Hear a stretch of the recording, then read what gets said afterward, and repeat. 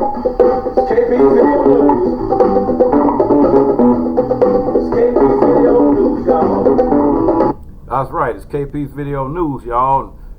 Update, flash, news flash here.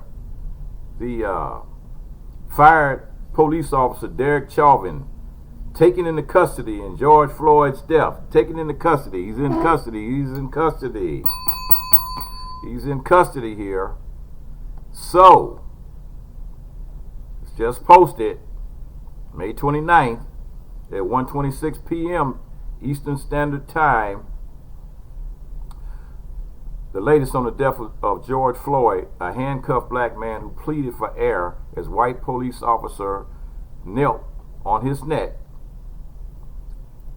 Minnesota at 12:25 p.m. Minnesota authorities say the police officer who knelt on George Floyd has been arrested.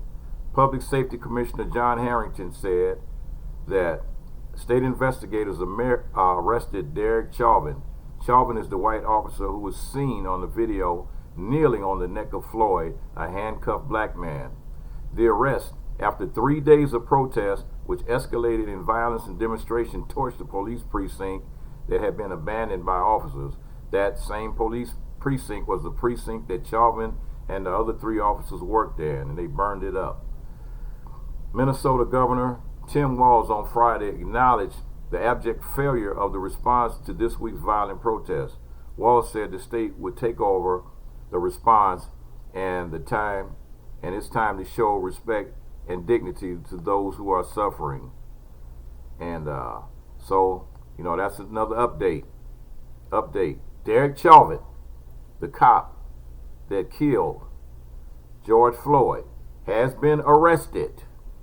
Now you still have three other officers here, and a prosecutor, Minnesota officer charged with murder, manslaughter, and restraint death. And like I said, the prosecutor, a Minnesota officer charged with murder and manslaughter and restraint of death of George Floyd. The police officer seen on the video kneeling on the neck of George Floyd, a handcuffed black man who died in custody after pleading that he could not breathe, was arrested Friday after 3 days of often violent protests that arrested in fires and looting across Minnesota. Public Safety Commissioner John Harrington said the investigators arrested Derek Chauvin, who was one of the 4 officers fired this week, but did not provide details. The state attorney, who would oversee any prosecution on state charges, whose home was also the site of protest, was scheduled to provide an update later Friday.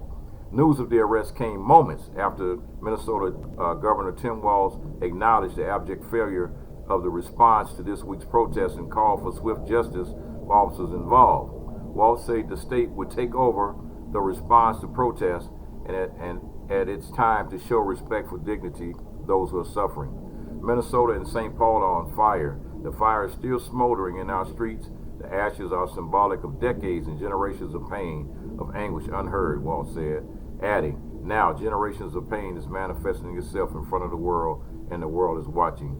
The governor cited a call he received from a state senator who described her district on fire. No police, no firefighters, no social control. Constituents locked in houses, wondering what they were going to do. This is the abject failure that cannot happen. His comments came the morning after protesters torched a police station that officers abandoned during the third night of violence. Live stream video showed protesters entering the building where intentionally setting fires, activated smoke alarms and sprinklers. And the DC dunce, the idiot from Washington DC, literally tweeted, when the looting starts, the shooting starts, which prompted a warning from Twitter for glorified violence. That's not leadership. That's just stupidity. On with the article. The governor faced tough questions after National Guard leader Major General Johnson blamed the lack of clarity about the Guard's mission for a slow response. Walz said the state was in a supporting role and that it was up to city leaders to run the situation. Walz said it became apparent as the 3rd precinct was lost and the state had to step in, which happened at about 12 12:05 a.m. Requests from the cities for resources never came, he said. You will not see that tonight. There will be no lack of leadership, Wall said. On Friday morning, nearly every building in the shopping district around the abandoned police station had been vandalized, burned, or looted. National Guard members were in the area with several of them lined up, keeping people away from the police station. Dozens of volunteers swept up broken glass in the street, doing what they could to help. Dean Hansen, 64 years old, lives in a subsidized housing unit nearby, which is home to many older residents. He said the building lost electricity overnight, and residents were terrified as they watched mobs of people run around their neighborhood with no apparent intervention. Can't believe this is happening here, he said. Dozens of fires were also set in nearby St. Paul, where nearly 200 businesses were damaged or looted. Protests spread across the United States, fueled by the outrage over Floyd's death and years of violence against African Americans at the hands of police. Demonstrators clashed with officers in New York and blocked traffic in Columbus, Ohio, and Denver. The DC dunce, I don't even want to read what he said. I don't even want to read what that idiot said. However, the tweet he did say drew another warning from Twitter, which said the comment violated the platform's rules, but the company did not remove it.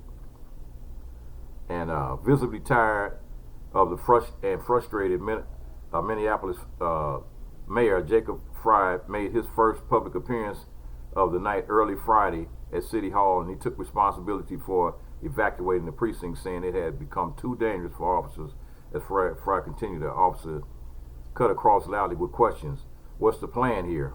With regards to, Frey responded, then he added, there's a lot of pain and anger right now in our city. I understand that. What we have seen over the past several hours, the past couple of nights here, in terms of looting is unacceptable. And so now they have the Minnesota State Patrol, they got police, they have the National Guard, and about 10 protesters went to a Florida home believed to belong to Chauvin. The Orange County Sheriff tweeted Friday that Chauvin was not at the residence and has no plans to be in the area. Anyway, he was arrested. Louisville, Kentucky, police confirmed that at least 7 people had been shot Thursday night as protesters demand justice for Breonna Taylor, and that was a black woman that was fatally shot by police in her home in March. And this is going on all over the country, folks, all over. So you got Chauvin, which had been in trouble before, had been in trouble a whole lot of times. So the owner of a popular Latin nightclub said that Floyd and Chauvin both worked as security guards at the club as recently as the end of last year. What? But it's not clear whether they worked together.